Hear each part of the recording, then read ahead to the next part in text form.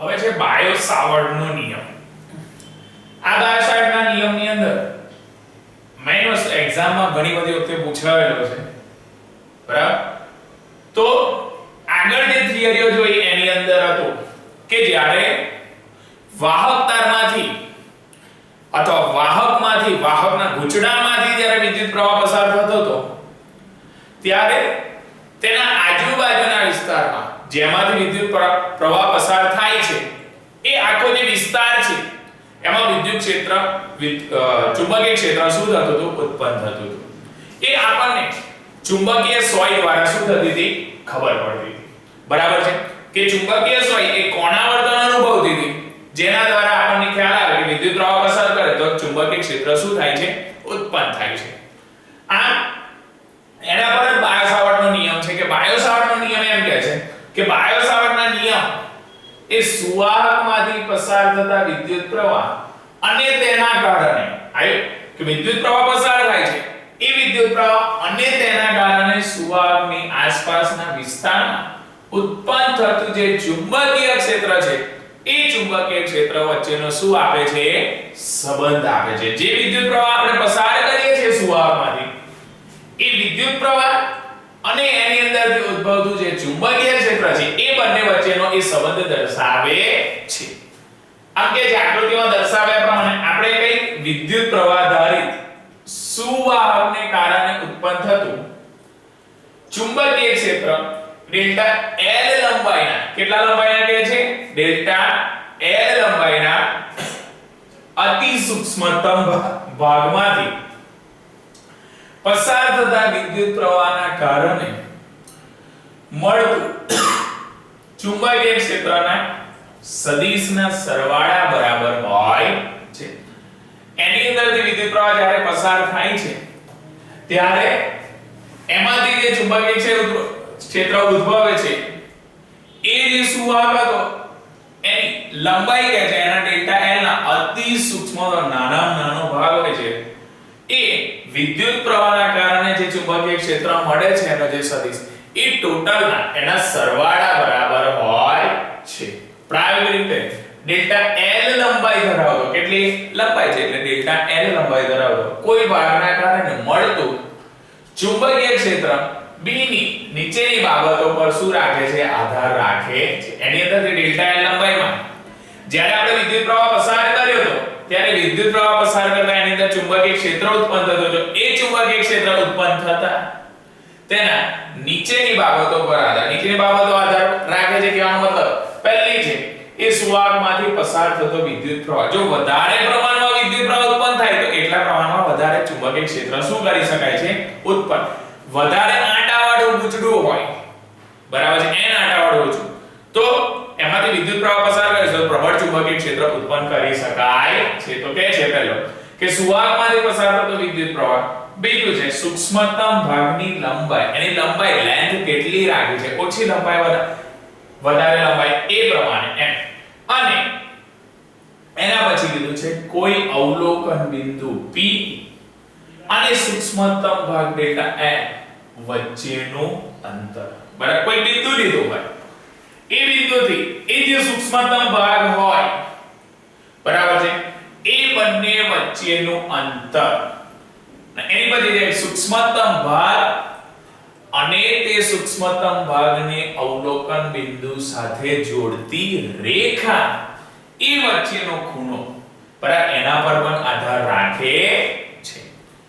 એ જે સૂક્ષ્મતમ ભાગ અને સૂક્ષ્મતમ ભાગને જે બિંદુ આગળ હોય એને જે જોડતી રેખા છે એ બંને વચ્ચેનો ખૂણો એના પર પણ આધાર રાખે છે. એક તો એ આધાર રાખતું હતું કે સુવાહકમાંથી પસાર થતો જે વિદ્યુત પ્રવાહ છે એ સૂક્ષ્મતમ ભાગની લંબાઈ અને બિંદુ P અને તે ભાગ હોય એ ભાગ સૂક્ષ્મતમ ભાગ વચ્ચેનું અંતર અને સૂક્ષ્મતમ ભાગ અને તે જે બિંદુ હોય એ બંને વચ્ચેનો ખૂણો આ બધી બાબતો પર આધાર રાખે છે. તો એના પરથી આપણે લખીશું કે delta P 0 proposal I delta L sin θ upon શું થશે? r² થશે. બરાબર છે. તો અહીં આગળ પ્રપોઝલ નું ચિહ્ન હું કાઢીશ તેની જગ્યાએ μ0 0 permeability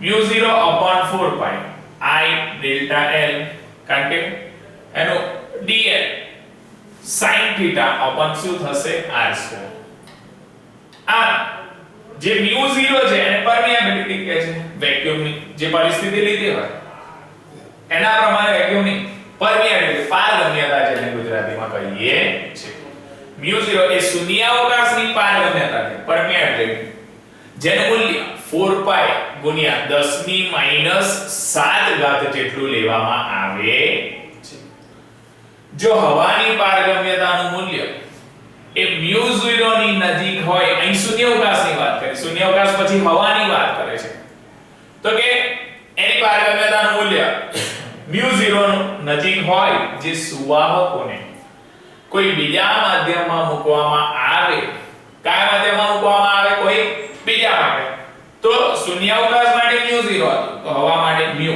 અહીં mu એ માધ્યમની પારગમ્યતા શું કરે છે દર્શાવે છે કોઈ માધ્યમ લીધો અહીં આગળ હવાની વાત કરી છે તો હવાની માધ્યમ તો હવા માટેની પારગમ્યતા બરાબર છે એટલે એ પ્રમાણે માધ્યમની પારગમ્યતા આપણે શું કરીએ છીએ દર્શાવીએ છીએ તો આગળ મેગ્નેટિક બિંદુ P કોઈ આપેલું છે એની લેન્થ પર એટલે ડેલ્ટા L પર આધાર રાખતો તો બિંદુ P સાથે એ કેટલાનો ખૂણો બનાવે છે એ થીટા સાથે આધાર રાખતો તો અને એ બંને વચ્ચેનું ડિસ્ટન્સ અહીં r લીધેલું છે તો એના પર પણ એ આધાર રાખતો હતો આ એની અંદરથી બરાબર છે વિદ્યુત પ્રવાહ શું થાય છે પસાર થાય છે જ્યારે ચુંબકીય ક્ષેત્ર ઉત્પન્ન થાય છે કોઈ બિંદુ P લીધું છે તો એની માટે આ અહીં આગળ શું આપેલો છે ડાયાગ્રામ એના પરથી આપણે જોઈશું બરાબર કે B ની દિશા કોની દિશા કે છે B ની આની અંદર વિદ્યુત પ્રવાહ ઉત્પન્ન વિદ્યુત પ્રવાહ પસાર કરતા ચુંબકીય ક્ષેત્ર જે ઉત્પન્ન થાય છે તો કે B ની દિશા ડાયરેક્શન ઓફ B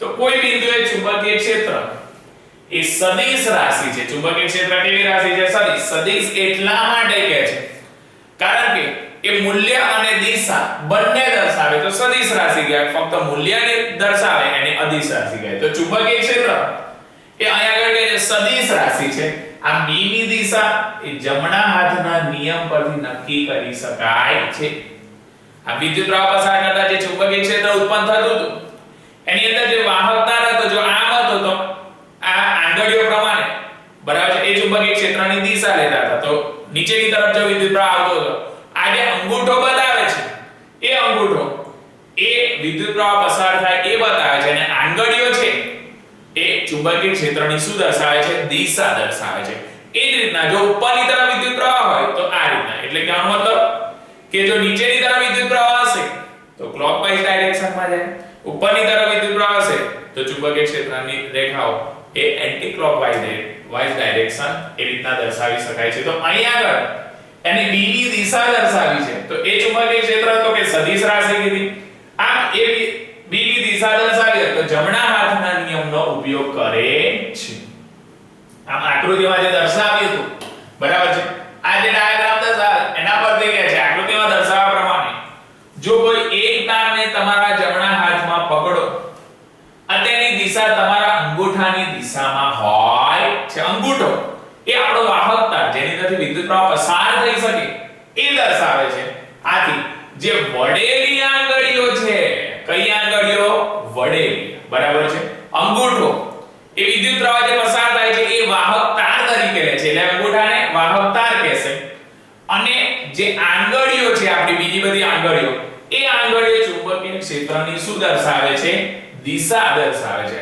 આ એના પરથી કઈ આકૃતિમાં દર્શાવવામાં જો વિદ્યુત પ્રવાહની દિશા એ કાગળની અંદર તરફ હોય કોના તરફ હોય કાગળની અંદર તરફ હોય બરાબર છે અહીં આગળ દર્શાવ્યું આ વાહક તાર છે અને આ આંગળીઓ છે તો કે અંદર તરફ અને બહાર તરફ એમ બે દર્શાવશે તો જો વિદ્યુત પ્રવાહની દિશા એ કાગળની અંદર તરફ હોય તો તેના કારણે ઉત્પન્ન થતું ચુંબકીય ક્ષેત્રની દિશા એ કાગળ પર હશે કોના પર હોય છે કાગળ પર હોય છે બરાબર છે આ ચુંબકીય ક્ષેત્રની દિશા એ જાણવી હોય તો જમણા હાથનો બરાબર છે એ નિયમનો આપણે શું કરવો પડે ઉપયોગ કરવો પડે છે બરાબર છે આ રીતના દર્શાવેલું કે અંદરની સાઈડ એટલે આ રીતના ક્લોકવાઇઝ અને એન્ટી ક્લોકવાઇઝ એ રીતના પણ આપણે ઉપરની તરફ અને નીચેની તરફ અહીંયા આગળ આડી સાઈડ આવે આપણે ઉપર ને નીચેની તરફથી પણ નક્કી કરી શકીએ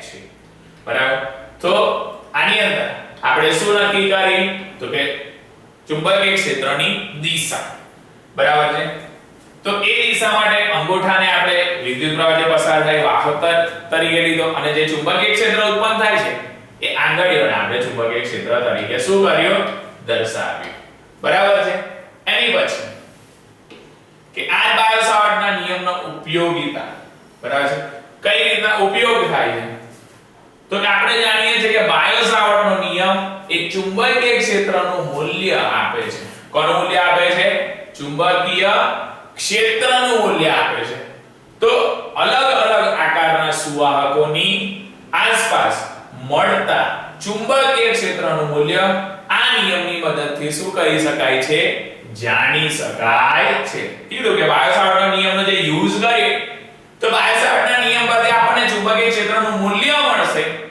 તો અલગ અલગ આકારના આપણે સુવાહકો લેવાના છે એ અલગ અલગ આકારના જો સુવાહકો લઈશું તો એ સુવાહકોમાંથી ચુંબકીય ક્ષેત્રનું શું મળશે આપણને મૂલ્ય આપણે શોધી શકીએ સૌપ્રથમ આપણે વિદ્યુત પ્રવાહ ધારિત વર્તુળાકાર ગૂંચળાને ધ્યાનમાં લઈએ કોને લઈએ વર્તુળાકાર ગૂંચળાને જો એ વર્તુળાકાર ગૂંચળાને અહીંયા આગળ જો ધ્યાનમાં લઈશું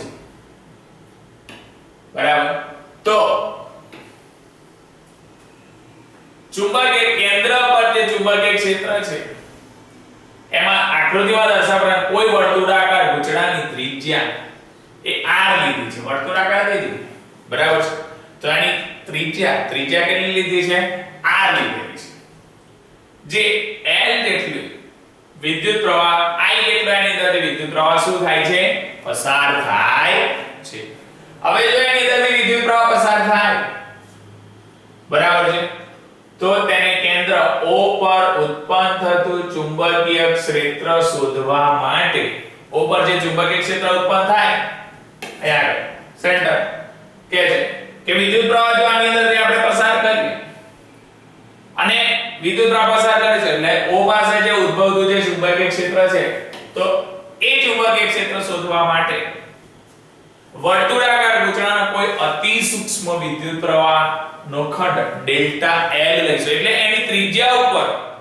આપણે કોઈ ખંડને વિચારીશું એને આપીશું ડેલ્ટા L બરાબર છે તો અહીંયા આગળ આ વર્તુળાકાર પદ પર કોઈ બિંદુ અહીંયા આગળ આપણે શું લીધું એને ડેલ્ટા L બંને વચ્ચેનું અંતર તો શું છે r છે અને એની અંદરથી જે વિદ્યુત પ્રવાહ પસાર થાય છે એ કેટલો છે I છે બરાબર તો એ અતિ સૂક્ષ્મ ગૂંચળાને વિદ્યુત પ્રવાહનો ખંડ ડેલ્ટા L અને ગૂંચળાની ત્રિજ્યા r વચ્ચેનો ખૂણો એ કેટલા અંશનો રહેવો જોઈએ 90 અંશનો રહેવો રાઈટ એંગલ રહેવો જોઈએ બરાબર બંને વચ્ચેનો એંગલ એ 90 અંશનો રહેવો જોઈએ એ રીતના આપણે લેવું પડે સમીકરણ પરથી ડેલ્ટા L ના કારણે કેન્દ્ર O પાસે મળતું ચુંબકીય ક્ષેત્ર ડેલ્ટા L ના કારણે કોના કારણે ડેલ્ટા L ના કારણે O પાસે ઉદ્ભવતું ચુંબકીય ક્ષેત્ર તો ડેલ્ટા B બરાબર માનાંકમાં μ0/4 પાઈ I delta L upon r square sin 90 sin 90 ની કિંમત કેટલી થશે 1 તો sin 90 ની જગ્યાએ જો 1 મૂકીશ તો μ0/4 પાઈ I ડેલ્ટા L ના છેદમાં શું થશે r સ્ક્વેર થશે બરાબર છે તો આ એનું શું થયું ઇક્વેશન થયું બરાબર થીટા બરાબર કેટલા લીધા 90 લીધા તો માનાંકમાં હતું ઇક્વેશન બરાબર છે એટલે જવાબ માનાંક હોય તો જવાબ હંમેશા આપણે પ્લસમાં જ મળે બરાબર એના પરથી કહે છે કે જો ડેલ્ટા B એની દિશા એ ગૂંચળાને સમતલને લંબ છે 90 એંગલ હતું એટલે કેવું છે લંબ છે આમ અહીં વર્તુળાકાર ગૂંચળાના દરેક સૂક્ષ્મતમ ખંડના કારણે મળતું જે ચુંબકીય ક્ષેત્ર છે એ ક્ષેત્ર એક જ દિશામાં હોવાથી કઈ દિશામાં હોવાથી એક વિદ્યુત પ્રવાહ જે દિશામાં વહન કરે તો એ એક જ દિશામાં વહન કરશે તો ઉદ્ભવતું ચુંબકીય ક્ષેત્ર પણ એક જ દિશામાં આવે એટલે કે છે ચુંબકીય ક્ષેત્ર એક જ દિશામાં હોવાથી પરિણામી ચુંબકીય ક્ષેત્ર તે બધાનો સરવાળો કરીને શું કરી શકાય છે મેળવી શકાય છે એકની વાત કરે એ રીતના એક કરતા અલગ અલગ પોઈન્ટો લઈએ તો જેટલા લીધા હોય એને એક સાથે આપણે બધાનો શું કરી શકીએ સરવાળો અને જો સરવાળો કરી શકીએ તો એની માટે આપણે શું લખવું પડે સિગ્મા લખવું પડે બરાબર છે સમેશન લખીશું બરાબર તો એના પરથી કહેશે કે b summation of delta b A delta b આગળની વસ્તુ બતાવશે કે કોઈ બિંદુ પાસે લીધું હતું તો delta b માનાંકમાં mu0/4 pi I delta l ના છેદમાં r2 sin 90 હતા કારણ કે ખૂણો 90 નો રાખ્યો sin 90 બરાબર 1 તો delta b નું ફક્ત એક પોઈન્ટ માટેનું આપણને મળ્યું mu0/4 pi I delta l ના છેદમાં r2 બરાબર છે પરંતુ જો એક કરતા વધારે પોઈન્ટો માટે લેવું હોય તો ડેલ્ટા માનાંકમાં b બરાબર સમેશન ઓફ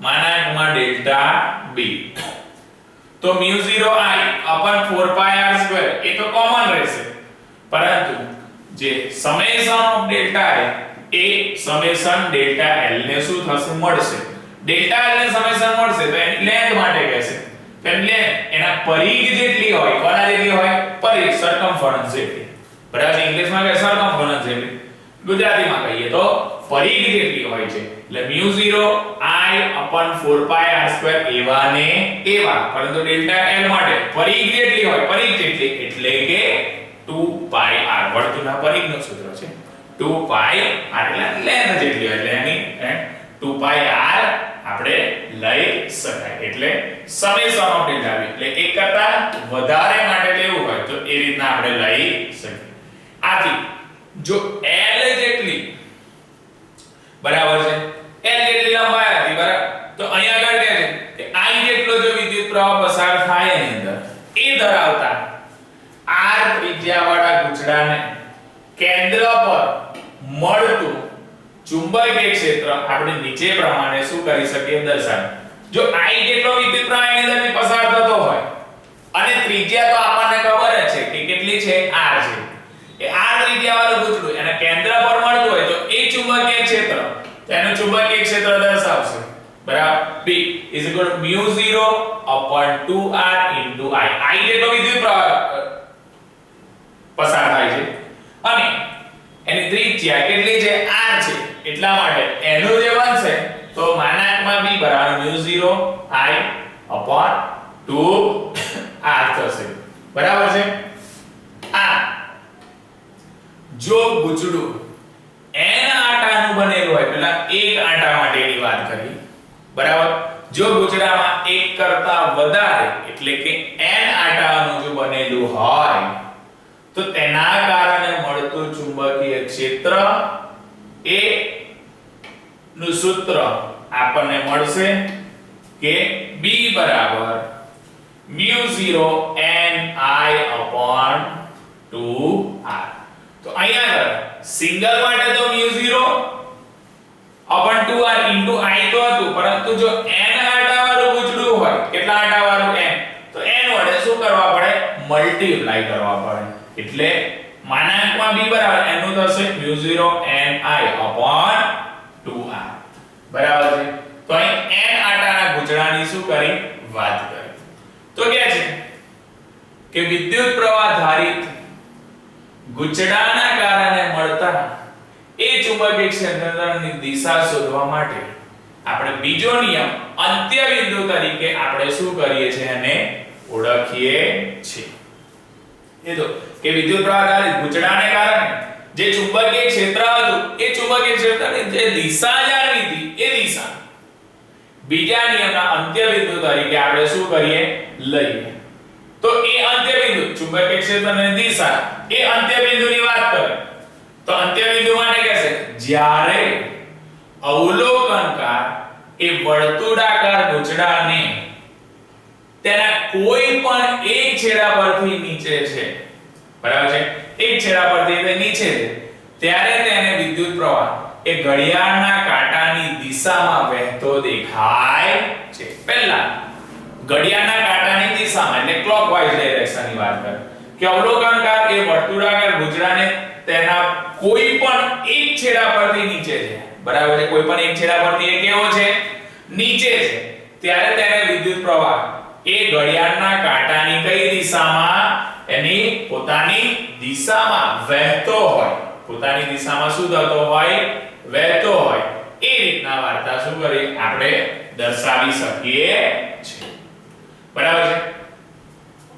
આ કિસ્સામાં ગુચડાની આ બાજુ ચુંબકના દક્ષિણ ધ્રુવ તરીકે શું થાય છે, વર્તે છે. એ કોના તરીકે વર્તે, દક્ષિણ ધ્રુવ તરીકે, અર્થાત B ની અંદરની તરફ એ હોય છે. કોની તરફ હોય છે, B ની અંદર. જો અવલોકનકારે ગુચડામાંથી પસાર થતો વિદ્યુત પ્રવાહ એ ઘડિયાળના કાંટાની વિરુદ્ધ દિશામાં વહેતો હોય, કઈ દિશામાં, વિરુદ્ધ દિશામાં જો એ વહેતો હોય તો એ વહેતો દેખાય તો ગુચડાનો તે ભાગ ઉત્તર ધ્રુવ તરીકે શું થાય છે, વર્તે છે. તો પહેલા દક્ષિણ ધ્રુવની વાત કરી, બીજા ઉત્તર ધ્રુવની, કે જો અવલોકનકારે ગુચડામાંથી પસાર થતો વિદ્યુત પ્રવાહ એ ઘડિયાળના કાંટાની વિરુદ્ધ દિશામાં, જો ઘડિયાળના કાંટાની દિશામાં હોય તો એની માટે દક્ષિણ ધ્રુવ કહે છે, અને ઘડિયાળના કાંટાની વિરુદ્ધ દિશામાં જો એ વિદ્યુત પ્રવાહ પસાર થતો હોય તો એ ગુચડાનો તે ભાગ એ ઉત્તર ધ્રુવ તરીકે શું કરી શકીએ છીએ, આપણે દર્શાવીએ છીએ. તેનું સંલગ્ન એ ચુંબકીય ક્ષેત્રની બહારની તરફ એ હોય છે. કોના તરફ હોય છે, બહારની તરફ, બરાબર છે. ઘડિયાળના કાંટાની દિશામાં તો અહીં S અને અહીં આગળ વિરુદ્ધ દિશામાં એન્ટી ક્લોકવાઇઝ, તેને M, એ રીતના આપણે શું કરીએ છીએ, એની ડાયરેક્શન બધા અંત્ય બિંદુની વાત કરે છે, બરાબર છે. આ રીતના દર્શાવે છે S આકાર, તો કે અહીં આગળ ઘડિયાળના કાંટાની દિશામાં છે, ઘડિયાળના કાંટાની દિશામાં એટલે ક્લોકવાઇઝ ડાયરેક્શનમાં, તેને S તરીકે દર્શાવે. એન્ટી ક્લોકવાઇઝ એટલે ઊંધી, તો એને કોના તરીકે દર્શાવે છે, N તરીકે દર્શાવે છે, બરાબર છે. નીચેની તરફ તો અહીં કીધું જો ઘડિયાળના કાંટાની દિશામાં હોય તો દક્ષિણ ધ્રુવ તરીકે, ઘડિયાળના કાંટાની વિરુદ્ધ મેન પોઈન્ટ આની અંદર એ છે કે એની દિશામાં હોય તો દક્ષિણ ધ્રુવ તરીકે, ચુંબકના દક્ષિણ ધ્રુવ તરીકે વર્તશે, અને જો એ એની વિરુદ્ધ દિશામાં હોય, વિદ્યુત પ્રવાહ જે પસાર થતો હોય એ ઘડિયાળના કાંટાની વિરુદ્ધ દિશામાં હોય તો તે ગુચડાનો ભાગ એ ઉત્તર ધ્રુવ તરીકે શું થાય છે, વર્તે છે. આ રીતના સંલગ્ન એ ચુંબકીય ક્ષેત્ર એ બહારની તરફ હોય છે. કોના તરફ હોય છે, બહારની તરફ.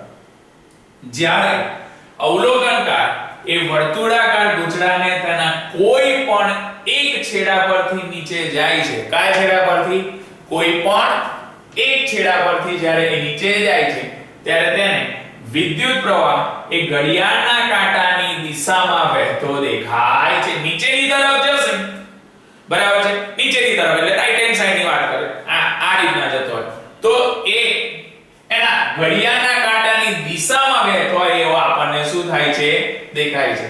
અને એ જ કિસ્સામાં તો કે આ કિસ્સામાં ગુચડાની આ બાજુ એ ચુંબકના દક્ષિણ ધ્રુવ તરીકે શું થાય છે, વર્તે છે. આ અથવા B ની અંદરની તરફ હોય છે. B ની કઈ તરફ હોય છે, અંદરની તરફ. જો અવલોકનકારે ગુચડામાંથી પસાર થતો વિદ્યુત પ્રવાહ એ ઘડિયાળના કાંટાની વિરુદ્ધ દિશામાં દેખાતો હોય, કઈ દિશામાં દેખાતો હોય, વિરુદ્ધ દિશામાં, તો એ એના ઉત્તર ધ્રુવ તરીકે વર્તે છે. અને આમ સંલગ્ન એ ચુંબકીય ક્ષેત્રની કઈ હોય છે, બહારની તરફ હોય છે. આ રીતના એનું આપણે ચુંબકીય ક્ષેત્રની દિશા માટે અંત્ય બિંદુનો નિયમ આપણે શું કરી શકીએ છે, દર્શાવી શકીએ છે. તો આપણે બાયો-સાવર્ટનો નિયમ જોયો, બાયો-સાવર્ટની ઉપયોગિતા જોઈ, બરાબર છે. એ બાયો-સાવર્ટની ઉપયોગિતા એટલે કે એની દિશા નક્કી કરવા માટે, અને અંત્ય બિંદુ વાળો નિયમ જોયો. ઓકે, હવે છે એમ્પિયરનો નિયમ, બરાબર. એમ્પિયર્સ સર્ક્યુલેટર કા લો. એમ્પિયરનો નિયમ કહે છે તો કે આ એમ્પિયરના નિયમની મદદથી કોઈ સુવાહક વિદ્યુત પ્રવાહ ધારિત તારને, સુવાહક જેની અંદર વિદ્યુત પ્રવાહ પસાર થતો હોય એ સુવાહકમાંથી વિદ્યુત પ્રવાહ ધારિત તારને કારણે તેની આસપાસ રચાતું ચુંબકીય ક્ષેત્રની તીવ્રતા શોધી શકાય છે. એમ્પિયરનો લોઝ આપણે ઉપયોગ કરીશું, એમ્પિયર્સ લો. તો એમ્પિયરના નિયમ પરથી આપણે જે સુવાહક હોય એમાંથી વિદ્યુત પ્રવાહ પસાર કરીએ તો વિદ્યુત પ્રવાહ પસાર થતા એની આજુબાજુ ઉદ્ભવતું જે ચુંબકીય ક્ષેત્ર છે એ ચુંબકીય ક્ષેત્રની તીવ્રતા શોધી, વધારે તીવ્રતા, ઓછી તીવ્રતા, એ તીવ્રતા આપણે શું કરવાની છે? શોધી શકાય છે. તો અહીંયા આગળ એક ડાયાગ્રામ આપ્યો છે, એની અંદર બંધ ગાળો દર્શાવેલો છે. શું દર્શાવેલો છે? બંધ ગાળો. એ બંધ ગાળો દર્શાવે છે આ વાહકતાર છે. વાહકતારમાંથી વિદ્યુત પ્રવાહ શું થાય છે? પસાર થાય છે. તો અહીં કહે છે કે એમ્પિયરના નિયમ પ્રમાણે કોઈ બંધ ગાળાની આસપાસ ચુંબકીય ક્ષેત્ર B નું રેખીય સંકલન એનું સંકલન લેવાનું. એ રેખીય સંકલન તેમાંથી પસાર થતા વિદ્યુત પ્રવાહ, એમાંથી જેટલો વિદ્યુત પ્રવાહ પસાર, વધારે વિદ્યુત પ્રવાહ પસાર થાય તો એ પ્રમાણે પ્રવાહ, ઓછો વિદ્યુત પ્રવાહ પસાર થાય તો એ પ્રમાણે એટલું ઓછી તીવ્રતા. તો કે સંકલન તેમાંથી પસાર થતા વિદ્યુત પ્રવાહ અને μ0 ના ગુણાકાર બરાબર હોય છે. મેથેમેટિકલ સ્ટેપ જેવું. બરાબર? કીધું કે બંધ ગાળાની આસપાસ ચુંબકીય ક્ષેત્ર B નું રેખીય સંકલન તેમાંથી પસાર થતા વિદ્યુત પ્રવાહ એટલે I અને μ0 એના ગુણાકાર બરાબર શું છે? હોય છે. એટલે રેખીય સંકલન B * dl μ0 * I. μ0 ને I એ કેવા હતા? ગુણાકારમાં હતા. એટલે μ0 * I થશે. અહીં નોંધનીય છે કે ઉત્પન્ન થતું જે ચુંબકીય ક્ષેત્ર છે એ બંધ ગાળાને કારણે કદ પર આધાર રાખતું નથી. બંધ ગાળો રચાય છે એટલે બંધ ગાળાને કારણે એ કોઈ પ્રકારના કદ પર આધાર રાખતું નથી. તો એમ્પિયરના નિયમની અંદર આપણે એ જોયું કે આખો બંધ ગાળા વાળું લીધું, વાહક તાર લીધો. વાહક તારમાંથી જ્યારે વિદ્યુત પ્રવાહ પસાર કરતા હતા ત્યારે એમાંથી ચુંબકીય ક્ષેત્ર એટલે કે એની તીવ્રતા દર્શાવતું. તો એ તીવ્રતા તો કે એ B નું જે રેખીય સંકલન છે એ રેખીય સંકલન તેમાંથી પસાર થતા વિદ્યુત પ્રવાહ એટલે કે I એ μ0 ના ગુણાકાર બરાબર હોય છે. એટલા માટે μ0 * I એ રીતના દર્શાવે. તો અહીંયા આગળ મેઈન ઇમ્પોર્ટન્ટ પોઈન્ટ એ કીધો છે કે ઉત્પન્ન થતું જે ચુંબકીય ક્ષેત્ર છે બંધ ગાળાને કારણે એ કદ પર આધાર રાખતું નથી. કદ સાથે એને કોઈ લેવા દેવા છે નહીં. આ એમ્પિયરની ઉપયોગિતા છે. બરાબર? તો કે એમ્પિયરની ઉપયોગિતામાં કહે છે કે આ નિયમની મદદથી બે કિસ્સામાં આપણે ચુંબકીય ક્ષેત્રની તીવ્રતા શું કરીશું? મેળવીશું. બે કિસ્સામાં કહે છે. તો એક કિસ્સાની વાત કરીએ કે અનંત લાંબા વિદ્યુત પ્રવાહ આધારિત સુવાહક તારના કારણે મળતું ચુંબકીય ક્ષેત્ર ઘણો બધો લાંબો.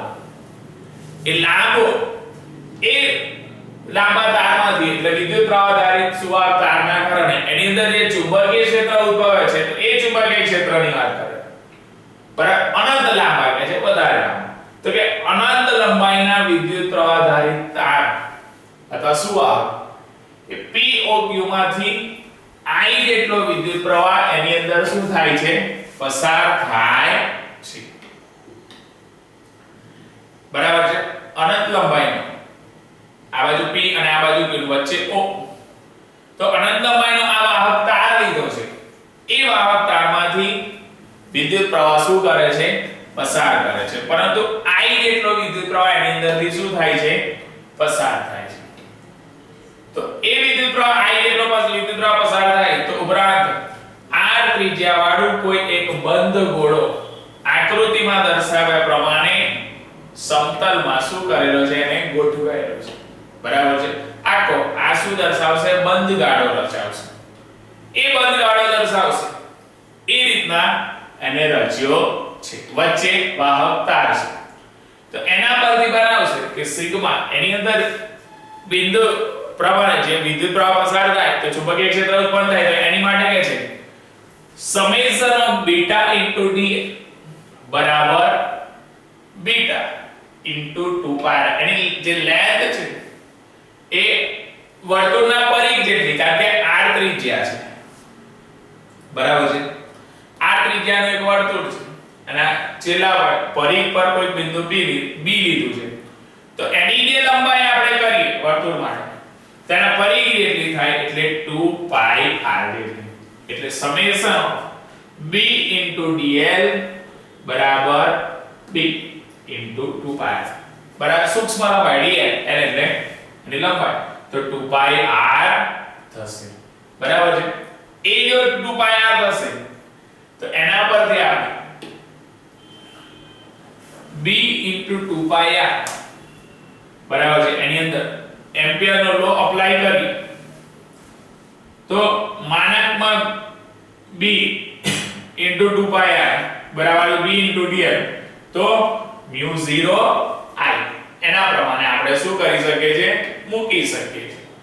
તો માનાંકમાં b બરાબર 2πr ગુણાકારમાંથી ક્યાં જાય, ભાગાકારમાં, તો બીટા માનાંકમાં મોડમાં બીટા બરાબર μ0 I અપન શું થશે 2πr, એટલે જે 2πr હતો ગુણાકારમાં એ ક્યાં આવી ગયો, ભાગાકારમાં। અહીંયા આગળ એ લોકોએ સમેશન ઓફ બીટા dl લીધું, બરાબર, અને બીટા 2πr લીધું, કે એની લેન્થ પ્રમાણે n નથી કે 2πr જેટલો એનો પરિઘ છે, તો એમ્પિયરનો લો અપ્લાય કર્યો તો મોડ ઓફ b 2πr, તો બીટા dl એની માટે μ0 I લખે તો 2πr ગુણાકારમાંથી ક્યાં જશે, ભાગાકારમાં, એટલે મોડ ઓફ b નું ઇક્વેશન બનશે μ0 I અપન શું થશે 2πr, બરાબર છે। આના પરથી કે છે ઉપર એક સમીકરણ પરથી અનંત લંબાઈના, કેવી લંબાઈના, તો કે અનંત લંબાઈના વિદ્યુત પ્રવાહ ધારિત તારના કારણે તેની આસપાસ શું ઉત્પન્ન થાય છે, ચુંબકીય ક્ષેત્ર ઉત્પન્ન થાય છે, બરાબર। અનંત લંબાઈનો આપણે તાર POQ એ રીતના દર્શાવ્યું, O એની અંદર શું કીધું હતું, કેન્દ્ર, અને એનો આખો આપણે શું કરતા હતા, બંધ ગાળો રચતા હતા, બંધ ગાળો, અને r ત્રિજ્યા માટે દર્શાવેલ, r ત્રિજ્યા માટે કોઈ n લંબાઈ આવે, કોઈ બિંદુ આવે તો μ0 I જેટલું હતું, બરાબર છે। પછી એમ્પિયર લો અપ્લાય કર્યો, એના પરથી આપણી જોડે લાસ્ટમાં ઇક્વેશન આવ્યું કે મોડ ઓફ b બરાબર μ0 I upon 2πr, અને એ 2πr એના પરથી કહીશું કે અંત લંબાઈના આ વિદ્યુત પ્રવાહ ધારિત તારને કારણે તેની આસપાસ ઉત્પન્ન થતું ચુંબકીય ક્ષેત્ર એની અંદર શું કરી શકાય છે, દર્શાવી શકાય છે, બરાબર છે। બીજો છે એની અંદર પોઈન્ટ કે સોલેનોઇડના કારણે મળતું ચુંબકીય ક્ષેત્ર, તો પહેલા પહેલું સોલેનોઇડ એટલે પાસ પાસે વીટેલા વાહક તાર હોય, પરંતુ સોલેનોઇડ કોને કહેવાય, તો કે પાસ પાસે વીટેલા અલગ કરેલા વાહક તારનું જે ગૂંચળું છે એને આપણે શું કહી શકીએ, સોલેનોઇડ। સોલેનોઇડમાં ગૂંચળું હોય પણ એ જે વાહક તારનું ગૂંચળું વીંટાળેલું હોય, પાસ પાસે હોય પણ એકબીજાથી કેવું હોય, થોડું દૂર હોય, એટલે પાસ પાસે વીટેલા પરંતુ અલગ કરેલા વાહક તારના ગૂંચળાને આપણે શું કહી શકીએ છીએ, સોલેનોઇડ। તો સોલેનોઇડને કારણે મળતું ચુંબકીય ક્ષેત્ર, તો સોલેનોઇડમાં આપણે ઘણા આંટા લઈ શકીએ, બરાબર, એક n આંટા વાળું ગૂંચળું પણ લઈ શકીએ, એટલે એની ઉપર એટલા આંટા શું કરી દેવાના, વીંટાળી દેવાના। તો કે છે સોલેનોઇડ એ કોઈ લાંબા સુવાહક તારનું બનેલું સીધું ગૂંચળું છે, બરાબર। સોલેનોઇડ એ લાંબા એક વાહક તારનું બનેલું આખું શું દર્શાવેલું છે, ગૂંચળું, પરંતુ પાસ પાસે વીટેલાને અલગ કરેલા, એટલે એકબીજા પર એ પોતે રિપીટ થતું નથી, બરાબર છે। તો એ કોઈ લાંબા સુવાહક તારનું બનેલું સીધું ગૂંચળું છે, કારણ ધારો કે એ સોલેનોઇડની લંબાઈ l આપણે લઈએ અને તેની ઉપર n આંટાની સંખ્યા, એ જે ગૂંચળા પર આંટાની સંખ્યા કેટલી છે, લેન્થ l લઈએ અને કેપિટલ N એટલે કે n નંબર ઓફ, તો કે n આંટાની સંખ્યા ધરાવે છે। જો સોલેનોઇડની અંદર રહેલું ચુંબકીય ક્ષેત્ર શોધવા માટે આપણે આકૃતિમાં દર્શાવવામાં કોઈ મોટી ત્રિજ્યાવાળા સોલેનોઇડનો ભાગ શું કરી શકાય છે, અને ગણી શકાય છે, બરાબર છે। એની અંદર આપણે જો વિદ્યુત પ્રવાહ પસાર કરીએ, બરાબર છે, n આંટા વાળું આ ગૂંચળું છે જે સોલેનોઇડ છે, એની અંદરથી વિદ્યુત પ્રવાહ પસાર કરીએ એટલે એની સાથે શું જોડવાના? બેટરી જોડવાના. બેટરી જોડીને એની અંદરથી જ્યારે વિદ્યુત પ્રવાહ પસાર કરીએ છીએ ત્યારે એની અંદર ચુંબકીય ક્ષેત્ર ઉત્પન્ન થાય છે અને એ ચુંબકીય ક્ષેત્ર જે ઉત્પન્ન થાય છે તેના પરથી પોઈન્ટ લખે કે મોટી આકૃતિમાં દર્શાવવાને કોઈ મોટી ત્રિજ્યાવાળા સોલેનોઇડને એક એનો શું કરી શકાય છે? ભાગ કરી શકાય છે. એટલા માટે માનાંકમાં b μ0 I તો પરંતુ n આટાનું પૂછડું હોય એટલે b મોડમાં b બરાબર μ0 n I એ રીતના આપણે શું કરી શકીએ છીએ? એને દર્શાવી શકીએ છીએ. જો ચુંબકીય ક્ષેત્રની દિશા એ સોલેનોઇડની અક્ષ પર હોય, કોની અક્ષ પર હોય? સોલેનોઇડની અક્ષ પર હોય તો નાની ત્રિજ્યાવાળા સોલેનોઇડ માટે છેડાઓ પર b નું મૂલ્ય mod of b બરાબર μ0 ni થાય. શું થાય? μ0 ni આપણે શું કરી શકીએ? દર્શાવી શકીએ. બરાબર છે. અને જો એની અંદર એ μ0 ni દર્શાવી તો તેના પર કે છે સોલેનોઇડના એક ગજિયા ચુંબક તરીકે વર્તે. એની ક્ષેત્ર રેખાઓ જો નક્કી કરવી હોય તો આપણે ગજિયા ચુંબક માટે જે ક્ષેત્ર રેખાઓ હતી કે બહારની તરફ એ s થી n થી s તરફ અને અંદર એ s થી n તરફ એ શું કરતા હતા? ગતિ કરતા હતા અને એ આખો બંધ ગાળો રચતા હતા અને એકબીજા સાથે આંતર જોડિત હતા નહીં. બરાબર છે. તો આ એની અંદર જે સોલેનોઇડ છે એ ગજિયા ચુંબક તરીકે શું થાય છે? વર્તે છે. એટલે એક અડધો હોય બીજો અડધો હોય એ રીતના રેખા જોડાતી નથી. બરાબર છે. તો અહીંયા આગળ કહે છે કે સોલેનોઇડનો એક ગજિયા ચુંબક તરીકે વર્તશે. તો એ ગજિયા ચુંબક તરીકે વર્તે તો ગજિયા ચુંબકના કારણે ઉદ્ભવતું ચુંબકીય ક્ષેત્ર એના જેવી અને એ લેશે. બરાબર છે. તો આ રીતના આખો ગજિયા ચુંબક જેવું લીધેલું છે. બરાબર છે. તો એની બહારની તરફની જે ક્ષેત્ર રેખા છે એ n થી s તરફ જશે અને બરાબર છે એ n થી s તરફ હોય છે પરંતુ અંદરની તરફ જે ક્ષેત્ર રેખાઓ છે એ s થી n તરફ એ શું કરે? સાઉથ થી નોર્થ પોલ તરફ એ ગતિ કરતી હોય છે. એ રીતના અહીંયા આગળ શું કરેલું છે? દર્શાવેલું છે. બરાબર છે. જો સોલેનોઇડ માટે લઈએ તો એની અંદર પણ જે ચુંબકીય ક્ષેત્ર ઉદ્ભવે તો અંદરના ભાગમાં ચુંબકીય ક્ષેત્ર મહત્તમ ઉદ્ભવશે પરંતુ એ અંદરના ભાગમાં જે ક્ષેત્ર રેખાઓ એકબીજાની નજીક હશે તો ચુંબકીય ક્ષેત્ર પ્રબળ હશે અને ત્યાં આગળ s થી n તરફ ગતિ કરતા હશે પરંતુ બહારના ભાગમાં બરાબર છે વાર્તા એ જે ગૂંચળો એના બહારના n થી s તરફ એ શું કરતા હોય છે? ગતિ કરતા હોય છે. તો આ રીતના આપણે શું કરી શકીએ? દર્શાવી શકીએ છીએ. બરાબર. એ ગજિયા ચુંબકના કારણે મળતું ચુંબકીય ક્ષેત્ર છે. બીજો વિદ્યુત પ્રવાહધારી સોલેનોઇડને કારણે મળતું ચુંબકીય અને ત્રીજો તેના કારણે મળતું ચુંબકીય ક્ષેત્ર. તો આકૃતિમાં આપણે જોયું એ પ્રમાણે કહે છે કે જો ટોર્ટોઇડ ની અંદર રહેલા કોઈ બિંદુ P પાસે ચુંબકીય ક્ષેત્ર મારે શું કરવું હોય? શોધવું હોય. બરાબર છે. એની અંદર કોઈ બિંદુ P પાસે મારે શું કરવું હોય? ચુંબકીય ક્ષેત્ર શોધવું હોય તો અલગ અલગ છે એની એપ્લિકેશન માટે કહે છે. બરાબર. અહીં આગળ એની એપ્લિકેશન છે કે કઈ કઈ રીતના એનું ચુંબકીય ક્ષેત્ર શોધી શકાય છે. તો ગજિયા ચુંબકના કારણે એનું ચુંબકીય ક્ષેત્ર અહીં આગળ જે એમ્પિયર લો હતો તો આ જે ત્રણ છે અ બ અને ક તો ચુંબકીય ક્ષેત્ર ઉદ્ભવે તો એમ્પિયર લો નો ઉપયોગ કરી ગજિયા ચુંબકના કારણે મળતું ચુંબકીય ક્ષેત્ર છે. વિદ્યુત પ્રવાહધારિત સોલેનોઇડને કારણે મળતું ચુંબકીય છે અને ટોર્ટોઇડના કારણે બરાબર ટેરીના કારણે મળતું ચુંબકીય ક્ષેત્ર છે. ધારો કે આકૃતિમાં દર્શાવ્યા પ્રમાણે જો આપણે ટોરોઇડની અંદર રહેલો કોની અંદર રહેલો? ટોરોઇડની અંદર રહેલા કોઈ બિંદુ P પર ચુંબકીય ક્ષેત્ર શોધવું હોય બરાબર છે તો એ બિંદુ P અને ટોરોઇડનો કેન્દ્ર O વચ્ચેનું અંતર કેટલું કહે છે? r કહે છે. બરાબર છે. એનું અંતર કોઈ બિંદુ પાસે શોધવું હોય તો એનું અંતર કેટલું કહે છે? r કહે છે. આ રીતના ટોરોઇડ આખું શું કરેલું છે દર્શાવેલું છે. એના કોઈ બિંદુ P પાસે મારે શોધવું હોય બરાબર છે તો ત્રિજ્યા r છે બરાબર છે. આ આખો રાઉન્ડ ટાઈપનો શેપ છે એટલે ટોરોઇડ એને કહેવાય છે બરાબર. આખો સર્ક્યુલર શેપ છે.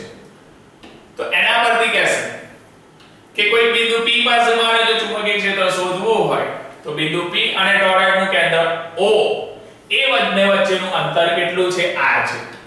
આમ ઉદ્ભવતું જે ચુંબકીય ક્ષેત્ર છે એ ચુંબકીય ક્ષેત્ર બધી જ જગ્યા પર વર્તુળના સ્પર્શકની દિશામાં હશે. એ જે ચુંબકીય ક્ષેત્ર દર્શાવવું હશે તો કઈ દિશામાં હોય છે તો કે વર્તુળના સ્પર્શક જે બિંદુએ તે લીધું હોય એ બિંદુએના સ્પર્શકની દિશામાં હોય છે. અને તેનું મૂલ્ય એ બધા જ બિંદુઓ માટે કેવું હોય દરેક અલગ અલગ બિંદુ માટે અલગ અલગ એ ચુંબકીય ક્ષેત્ર દર્શાવવાનું નથી પરંતુ સ્પર્શક માટે લીધું એટલે 90 એંગલ હોય તો એ દરેક બિંદુ પાસે તો કે સ્પર્શકની દિશામાં હશે તો તેનું મૂલ્ય બધા જ બિંદુઓ માટે સરખું હશે. તો બધા જ બિંદુઓ માટે સરખું હોય તો કેટલું હશે તો summation of beta into dl બરાબર છે. બીટા ઇન્ટુ dl તો summation beta dl b common થઈ જશે તો સમેશન ઓફ dl બરાબર જેટલા લેન્થમાં હોય એ પ્રમાણે તો સમેશન ઓફ dl બરાબર એનો ટોરોઇડ માટે રાઉન્ડ શેપ લીધેલો છે બરાબર છે. તો એ જે રાઉન્ડ શેપ માટે છે તો એની અંદર પરિઘની વાત કરીએ. કોની વાત કરીએ પરિઘ. તો એના પરિઘ પરથી હશે 2πrb બરાબર છે. તો સમેશન ઓફ b બહાર નીકળી ગયો એટલે summation of beta into dl તો 2πrb થશે બરાબર છે.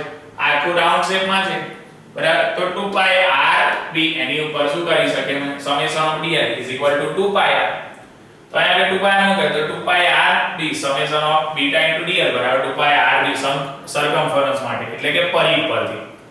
જો n આટાનું ગૂંચળું હોય બરાબર છે n આટા માટે વાત કરે જો ટોરોઇડ ના આટાની સંખ્યા n હોય બરાબર છે n આટા વીંટાળેલા હોય જો n આટાની વાત કરીએ તો તેમાંથી I જેટલો વિદ્યુત પ્રવાહ પસાર થતો હોય તો તેમાંથી r ત્રિજ્યાવાળા વર્તુળાકાર પથમાંથી પસાર થતો કુલ વિદ્યુત પ્રવાહ એ કોના જેટલો હોય છે ni થાય છે. કેટલો થાય છે ni. તો એનો ni થશે તેના પરથી ઇક્વેશન બનશે એમ્પિયરના લો પ્રમાણે કે summation of beta into dl બરાબર μ0 ni બરાબર n આટાનું ગૂંચળું છે બરાબર n આટા આખા વીંટાળેલા છે અને I જેટલો વિદ્યુત પ્રવાહ પસાર થાય છે કોના જેટલો I જેટલો વિદ્યુત પ્રવાહ પસાર થાય તો એમ્પિયરનો લો એપ્લાય કરી તો μ0 n અને I થશે. તો summation of beta into dl બરાબર આગળ જે કર્યું તે પ્રમાણે કે રાઉન્ડ શેપમાં હતું એટલે એનો પરિઘ લીધો તો એટલે 2πrb અને μ0 ni.